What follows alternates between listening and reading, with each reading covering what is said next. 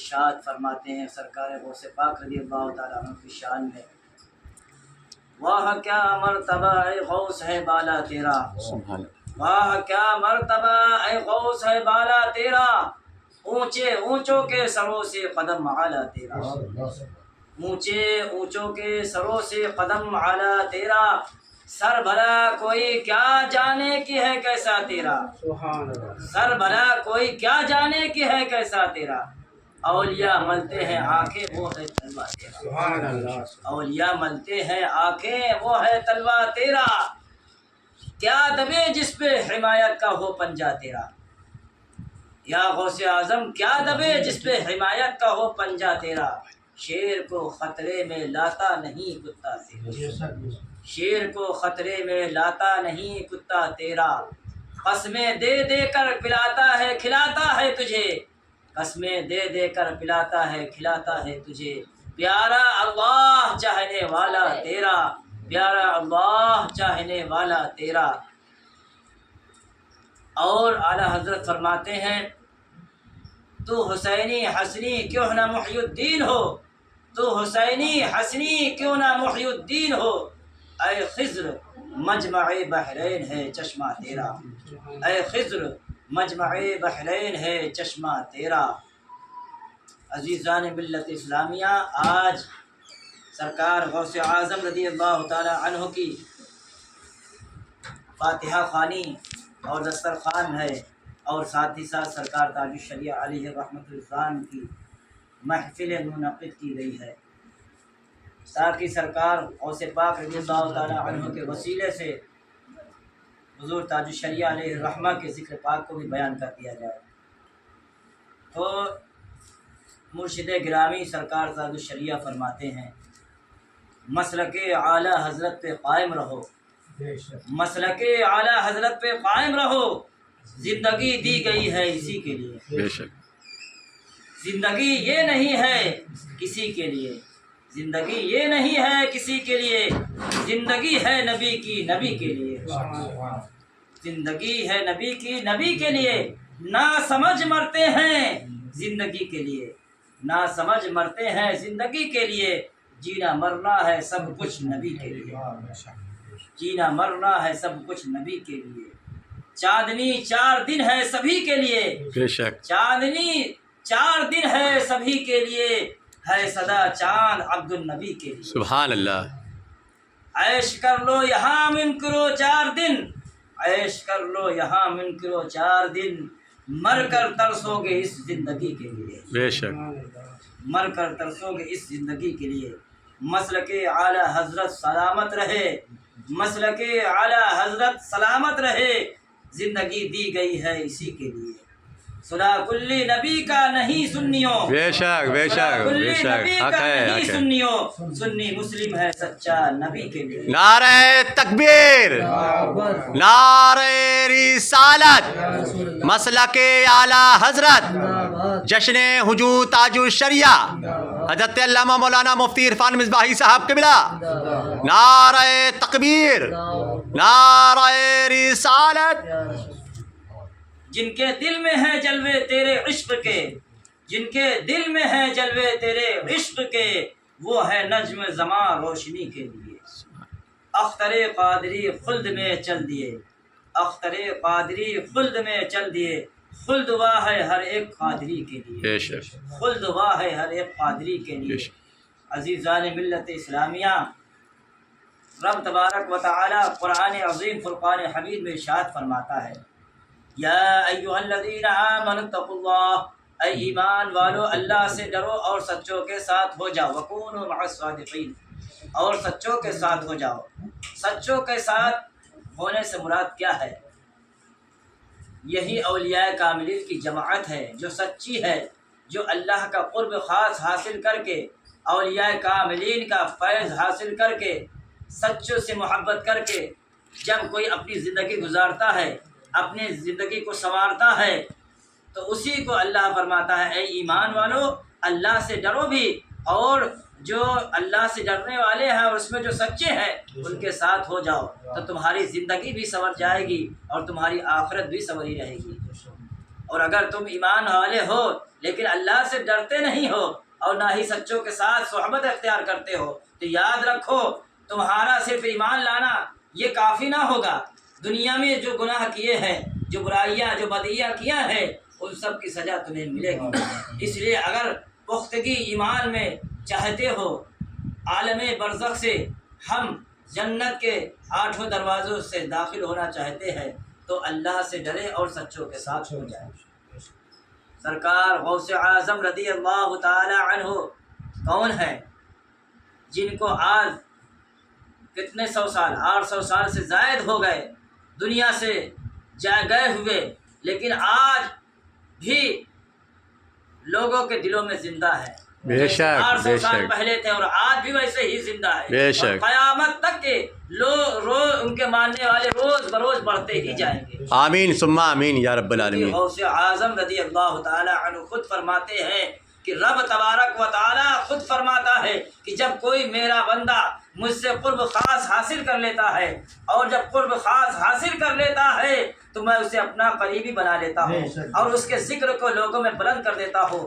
میرا ذکر وہ کرتا ہے تنہائی میں تو میں اس کا ذکر لوگوں میں کر دیتا ہوں. میں جب وہ بھیڑ میں کرتا ہے میرے ذکر کو تو ہم فرشتوں میں اس کا ذکر کرتے ہیں. سبحان اللہ سبحان اللہ. چرچا ہر جگہ اس کا ذکر پاک اللہ تبارک و تعالیٰ کراتا ہے. ہم کریں یا نہ کریں، رب تبارک و تعالیٰ اپنے فرشتوں کے ذریعے ان کا ذکر کرا دیتا ہے. قرآن کہتا ہے فاذکرونی اذکرکم واشکروا لی ولا تکفرون، کہ تم میرا ذکر کرو، میری عبادت کرو، میرا چرچا کرو، میری نافرمانی سے نہ شکری سے باز رہو، ہمیشہ میرے طرف جھک رہو، ہمیشہ میری عبادت میں لگے رہو تو میں تمہارا چرچا کر دوں گا، تمہارے ذکر کو بڑھا دوں گا. کوئی بڑھائے یا نہ بڑھائے، سوراخ میں ہے تو چیٹیاں تمہارے لیے دعا کریں گی، سمندر میں ہے تو مچھلیاں تمہارے لیے سبحان اللہ اور تمہارے لیے ثواب کی نیت سے دعائیں خیر کریں گی. جس جگہ پر ہو ہر چرند پرند شجر اور حجر ہر شے تمہاری تعریف اور توصیف پہ لگ جائے گی، کیونکہ اللہ کا ذکر جو کرتا ہے اللہ اسے بلند کر دیتا ہے. سرکار غوث اعظم رضی اللہ تعالی عنہ نے 40 سال حضرت عبد البر رحمۃ اللہ علیہ، جو حضرت ابو بکر بکرہ رمی رضی اللہ تعالی عنہ فرماتے ہیں کہ میں ان کی صحبت میں 40 سال سے زائد رہا. میں نے دیکھا کہ سرکار غوث اعظم رضی اللہ تعالی عنہ رات کو جب عشاء کی نماز پڑھتے تھے تو مسلسل 40 سال تک اسی وضو سے فجر کی نماز ادا فرماتے تھے. اور ابھی جیسے وضو ٹوٹ بھی جاتا تو فوراً وضو فرماتے اور تحیۃ الوضو فرما کر پھر آپ نماز میں مشغول ہو جاتے. اور آپ کا روزانہ کا معمول تھا کہ قرآن مقدسہ ایک ختم فرماتے اور تہجد پڑھتے اور کئی 100 نفلیں اور پوری رات عبادت میں آپ کی زندگی گزری ہے. اور آپ عشاء کے وضو سے فجر کی نماز پڑھا کرتے تھے. کتنی عظیم شخصیت کے حامل سرکار غوث اعظم رضی اللہ تعالیٰ. یہی وجہ ہے کہ رب تبارک و تعالیٰ نے آپ کو بچپن ہی سے ولایت کا درجہ عطا فرمایا تھا. پیدا ہوتے ہی شریعت آپ پر نہیں تھی، شریعت کا حکم آپ پر نہیں لاگو کیا گیا تھا، مگر جیسے ہی پیدا ہوئے اپنی والدہ گرامی کے سے کا دودھ نہیں پیتے ہیں، اور جیسے ہی صبح صادق سے پہلے پیدا ہوتے ہیں تو اس وقت سے لے کر آپ غروب آفتاب تک نہ تو کچھ کھاتے تھے نہ ہی کچھ پیتے تھے. جیسے ہی مؤذن اللہ اکبر کی اذان کے صدائے بلند کرتا تھا تو آپ اپنی ماں کا دودھ پیا کرتے تھے، دودھ تناول فرمایا کرتے تھے. یہ ان کی شان ہے، یہ ان کی کرامت ہے، یہ ان کی عظمت غوث اعظم کی ہے. سرکار غوث اعظم کو جب بسم اللہ خوانی کے لیے بٹھایا گیا، بڑے بڑے بزرگ تھے، بڑے بڑے ان کے زمانے کے قطب اور ابدال بیٹھے تھے. ان کے استاد گرامی نے جب بیٹے کو کہا بیٹا رسم خوانی شروع کی جائے تو سرکار غوث اعظم کو جیسے ہی اعوذ باللہ بسم اللہ پڑھایا گیا ہے، اعوذ باللہ اور بسم اللہ پڑھ کر آپ نے مسلسل 18 پارے ایک بارگی سناتے چلے گئے. جیسے ہی آپ نے 18 پارے پورا مکمل کیا تو آپ کے استاد گرامی کہتے بیٹا 18 پارے کے آگے پڑھو. تو آپ عرض کرتے ہیں استاد گرامی میری والدہ محترمہ کو اللہ نے 18 پارے کے حفظ کو یاد کرا دیا تھا. میں جب پیٹ میں تھا تو میری والدہ قرآن کی تلاوت کیا کرتی تھی، جو کام اچھے کرتی تھی قرآن کی تلاوت کیا کرتی تھی. میں جب آپ کے پیٹ میں تھا تو میں نے 18 پارے اسی پیٹ کے اندر یاد کر لیا تھا. تھا، اللہ نے مجھے یہ کمال عطا فرمایا تھا، یہ درجہ عطا فرمایا تھا کہ میں جیسے ہی دنیا میں آیا تو مجھے وہ 18 پارے یاد نظر آئے۔ سبحان اللہ سبحان اللہ۔ غوث اعظم کی کرامت سنو، چاہے آپ کی سیرت سنو، چاہے آپ کا تقویٰ دیکھو، آپ کی سیرت دیکھو، آپ کی ایک ایک زندگی کے لمحات دیکھو تو غوث اعظم بے مثال نظر آتے ہیں۔ بے شک۔ غوث اعظم کو اسی لیے غوث الاقواس کہا جاتا ہے، پیران پیر کہا جاتا ہے، دستگیر کہا جاتا ہے، روشن ضمیر کہا جاتا ہے، محبوب سبحانی کہا جاتا ہے، قطب ربانی کہا جاتا ہے، شہباز لامکانی کہا جاتا ہے، سبحان اللہ محی سبحان الدین اللہ۔ کہا جاتا ہے، اس لیے کہ دین کو زندہ کرنے والے تھے اور ایسے شہباز تھے جن کو کوئی پکڑنے والا نہیں تھا، ایسے غوث سمدانی تھے جو اللہ تعالیٰ کے چہتے تھے، اللہ کے حبیب کے چہتے تھے، اور غوث اعظم کا درجہ اللہ نے عطا فرمایا۔ اور غوث اسی کو کہتے ہیں جو ہر آن ہر وقت ہر ایک کی مدد کرے، خبرگیری کرے، دستگیری کرے، اسی کو غوث اعظم کہا جاتا ہے۔ سبحان اللہ۔ نعرہ تکبیر، نعرہ رسالت، غوث کا دامن، خواجہ کا دامن، خواجہ کا ہندوستان، حضرت علامہ مولانا مفتی عرفان مصباحی صاحب قبلہ، نعرہ تکبیر، نعرہ رسالت۔ غوث اعظم رضی اللہ تعالی عنہ کا جب رسم خوانی ہو گئی، اس کے بعد آپ فرماتے ہیں کہ آپ ولی کب ہوئے تھے، آپ کو ولایت کا درجہ کب حاصل ہوا تھا؟ تو سرکار غوث اعظم فرماتے ہیں جب میں 10 سال کا تھا، مجھے مکتب میں میری ماں لے کر جا رہی تھی تو فرشتے میرے اوپر اپنی چادر کو سایہ فکن کر لیا تھا اور لوگوں سے کہہ رہے تھے ہٹ جاؤ، یہ کون جا رہا ہے؟ یہ اللہ کا ولی جا رہا ہے، سبحان اللہ، راستے کو سبحان کشادہ اللہ۔ کر دو، اس کے لیے راستے کو چھوڑ دو۔ بے شک۔ غوث اعظم ایسے ہی نہیں غوث پاک کہا جاتا ہے، اسی لیے تو اعلیٰ حضرت فرماتے ہیں واہ کیا مرتبہ اے غوث ہے بالا تیرا، اونچے اونچوں کے سروں سے ہے قدم اعلیٰ تیرا۔ سبحان اللہ۔ نعرہ تکبیر، نعرہ رسالت، سبحان اللہ۔ سرکار غوث اعظم کی تو شان تھی، یہ مختصر سی شان اگر آپ کی ولایت کو بیان کیا جائے تو ایک دن نہیں کئی دن لگ جائے تو بھی بیان نہیں بے کیا جا شک بے سکتا۔ شک۔ سرکار غوث اعظم رضی اللہ تعالی عنہ کی جو یاد مناتا ہے، جو مصیبت میں انہیں یاد کرتا ہے، جو ان سے فریاد چاہتا ہے، جو ان کے بارگاہ میں عریضہ پیش کرتا ہے، وہ ضرور اس کی مرادوں کو پوری فرماتے ہیں، اس کی مصیبت کو ٹال دیتے ہیں اور اس کے گھروں میں رحمتوں کا نزول ہوتا ہے۔ بے شک۔ اسی لیے غوث اعظم کی یاد منا کر،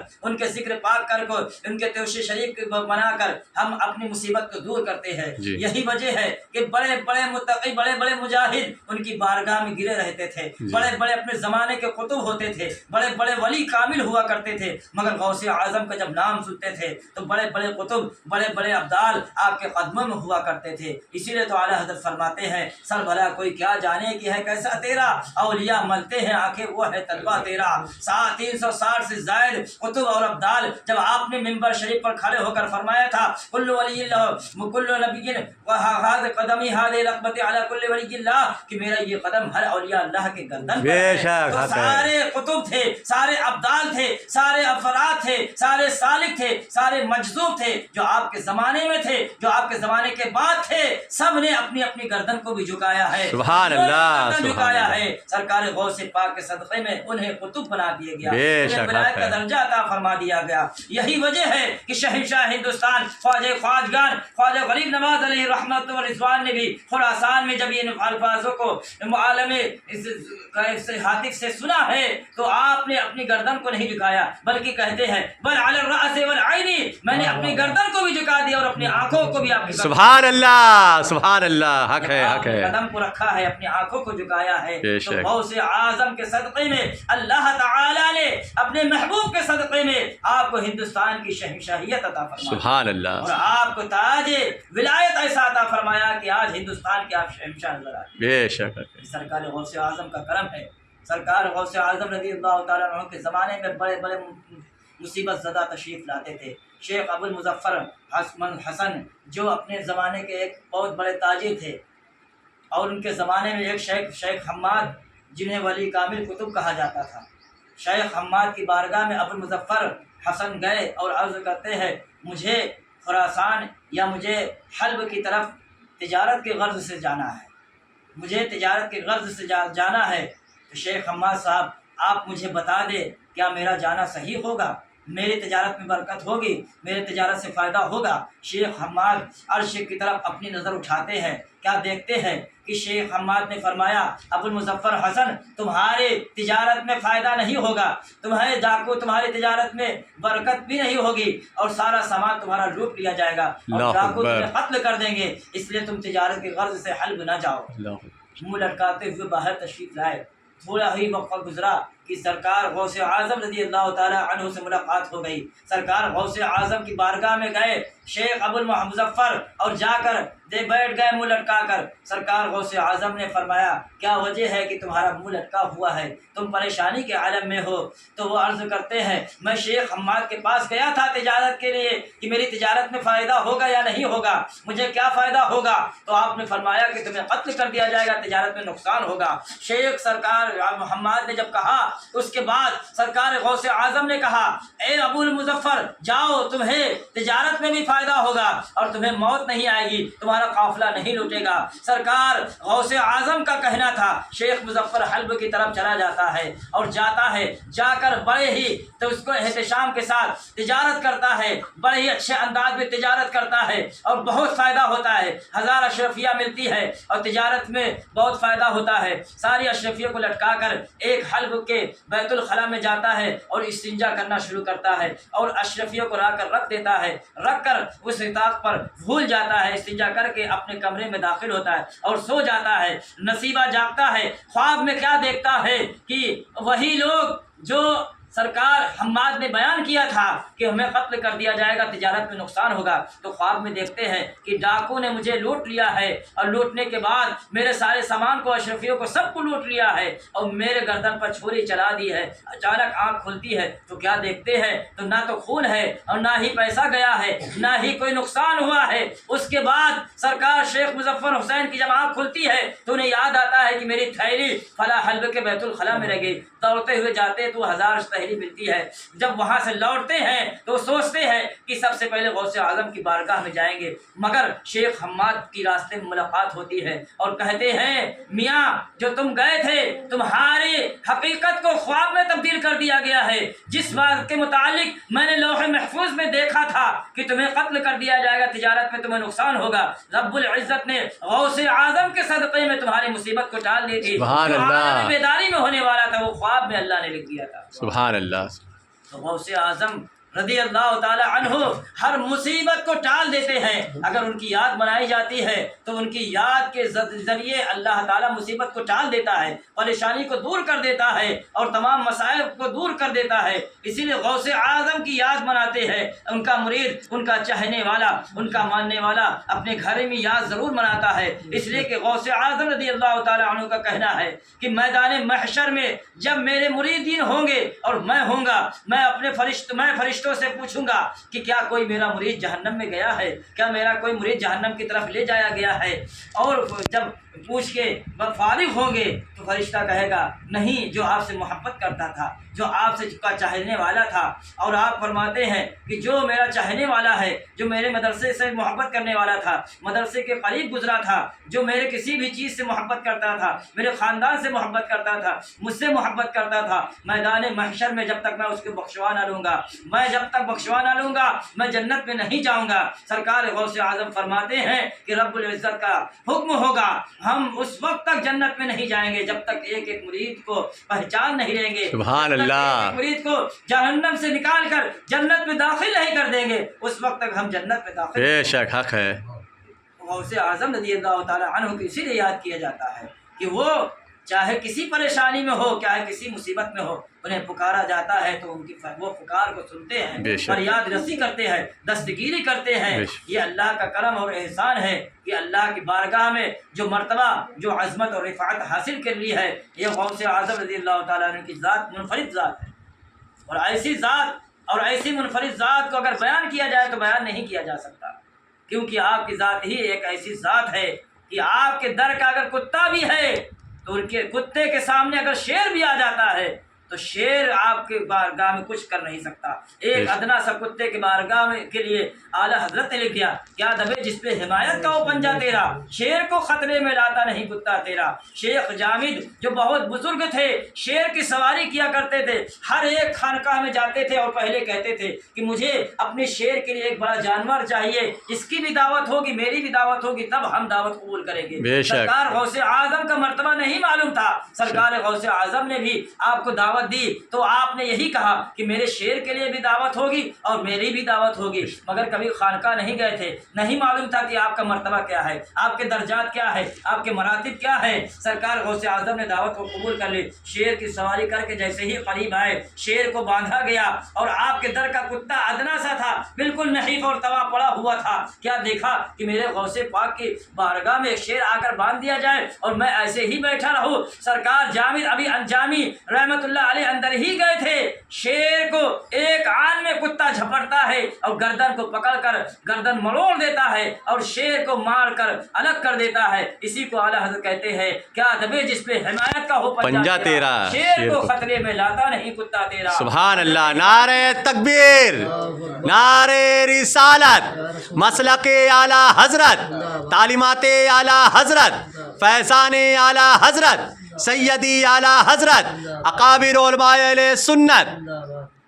سرکار جامی رحمت اللہ علیہ نے باہر آ کر دیکھا کہ شیر کے 2 ٹکڑے کر دیے گئے اور ایک ادنا سا کتے نے حملہ کر کے اسے مار ڈالا، تو آپ سمجھ گئے کہ یہ کوئی ادنا انسان نہیں ہے، یہ کوئی ایسے ویسے شیخ کا کامل کا نام نہیں ہے، ان کا مرتبہ، ان کا راز و نیاز اور ان کے مرتبے کو ہم نہیں جان سکے ہیں۔ فوراً قدموں میں گرتے ہیں اور کہتے ہیں آپ کون ہیں؟ آپ فرماتے ہیں میں شیخ عبد القادر جیلانی ہوں، مجھے غوث اعظم اللہ نے بنایا ہے، میں پیران پیر دستگیر ہوں۔ جب سنتے ہیں کہ آپ ہی شیخ عبد القادر جیلانی ہیں، آپ ہی غوث اعظم ہے، تو آپ کو معلوم ہو جاتا ہے کہ فلاں جگہ پر میرے مرتبے کو انہوں نے ہی بنایا تھا، فلاں جگہ پر ہمیں سورہ اخلاص کی چادر مجھے ہی دی گئی تھی، جنت کا لباس ہمیں دی گئی تھی، دیا گیا تھا، جنت کا لقبہ ہمیں دی گئی تھی، فلاں جگہ کی امامت مجھے انہی کے وسیلے سے ملی تھی۔ تو فوراً شیخ جامی رحمت اللہ علیہ قدموں میں گر جاتے ہیں اور کہتے ہیں کیا دبے جس پہ حمایت کا ہو پنجہ تیرا، شیر کو خطرے میں لاتا نہیں کتا تیرا۔ عزیزان ملت اسلامیہ، وقت نہیں ہے سرکار تاج الشریعہ علیہ رحمت الرضوان کا بھی کچھ چرچا ہو جائے۔ سرکار تاج الشریعہ علیہ رحمت الرضوان نے بھی جو علم اور عمل کی دنیا میں، تقوی کی دنیا میں، سیرت کی دنیا میں جو عمل پیش کیا ہے اسے بیان کرنا، ہر ایک کے لیے بیان کرنا، ہر ایک کی زبان کو ان کے لیے کھولنا یہ مناسب نہیں، کیونکہ سرکار تاج الشریعہ علیہ رحمت الرضوان کی ذات ایک منفرد ذات تھی اور ایسی منفرد ذات تھی جو اپنے زمانے کے کیا، اس زمانے کے بھی وہ فقیہ العصر ہے، اس زمانے کے بھی وہ غوث الزماں ہے، اپنے زمانے میں بھی تھے، ابھی تک وہی ہے، کیونکہ اللہ نے انہیں وہ روحانیت اور زیبائش اور وہ نورانی چہرہ عطا فرمایا تھا۔ اپنا ہو یا بیگانہ ہو، بڑا سے بڑا کٹر اگر شیخ تاج الشریعہ کی بارگاہ میں آ جاتا تھا اور آنے کے بعد جب چہرے کو دیکھتا تھا تو کہتا تھا کہ کسی جھوٹے کا چہرہ نہیں ہے، یہ کسی جھوٹے کا چہرہ نہیں ہے، جب ان کے چہرے کا یہ عالم ہے، تو جب ان کے چہرے کا یہ عالم ہے تو ان کے نبی کے چہرے کا عالم کیا؟ سبحان اللہ، نعرہ تکبیر، نعرہ رسالت، بستی بستی کریا کریا، علم کا ساگر علم کا دریا۔ سبحان اللہ، اسی لیے تو فرماتے ہیں جانشین رضا شاہ اختر رضا ان کی نورانی صورت پہ لاکھوں سلام۔ بے شک کتنے لوگ آپ کی صورت کو دیکھ کر قدموں میں گر گئے اور کہا حضور ہمیں اسلام میں داخل فرما دے، ایمان کی دولت عطا فرما دے، ایمان کلمہ پڑھا دے۔ سرکار تاج الشریعہ کوئی ایسی ذات کا نام نہیں ہے کہ لوگ ذات کو دیکھ کر ایمان لائے تھے یا آپ کے پیسے کو دیکھ کر ایمان لائے تھے یا آپ کے مرتبے کو دیکھ کر ایمان لائے تھے، آپ کی طاقت اور قوت کو دیکھ کر ایمان لائے تھے، نہیں، بلکہ آپ کے تقوی کو دیکھا ہے، بے شک بے شک، آپ کے حق بات کو دیکھا ہے کہ جو بات آپ فرماتے تھے وہ احقاق حق اور ابطال باطل کے طریقے پر پوری طور پر ثابت ہوا کرتی تھی۔ اپنے زمانے کا کیوں نہ کتب ہو، اگر اس نے غلطی کی ہے تو سرکار تاج الشریعہ کا قلم بول اٹھتا تھا۔ اپنے زمانے کا کیوں بہت بڑا مبلغ ہو، بڑا ہی کیوں نہ ہو، سرکار تاج الشریعہ کی زبان فوراً کھل جایا کرتی تھی۔ اپنے آپ کا زمانے کا بہت بڑا کیوں نہ پیسے والا ہو، سرکار تاج الشریعہ نے فرما دی کافر ہے تو کافر ہے، ان کے زبان نہ روک سکا کوئی، نہ ان کے قلم کو کوئی کوئی روک سکا، چاہے تقویٰ ہو، چاہے طہارت ہو، چاہے فقاہت میں ہو، چاہے کسی مسئلے میں ہو، ہر ایک میں آپ بے مثال نظر آتے تھے۔ آج یہی وجہ ہے کہ پوری دنیا میں سرکار تاج الشریعہ علی رحمت رضوان کے چاہنے والے ہیں، آمین، اور ان کے بے شک۔ کثرت سے مریدین ہے اور ان کے ماننے والے ہیں۔ اللہ تعالیٰ کی بارگاہ میں ہے، دعا ہے رب قدیر ہم سب کو سرکار تاج الشریعہ کا سچا شہدائی بنائے اور ان کی محبت ہمارے دل میں اور جاگزی فرمائے، اور جو ان کی محبت جاگزی ہوگی تو اسی کے وسیلے سے ہمیں سرکار غوث اعظم کے صدقات ملیں گے، اور جب سرکار غوث اعظم سے محبت ہوگی تو ہمیں رسول پاک صلی اللہ علیہ وسلم کی محبت ہوگی۔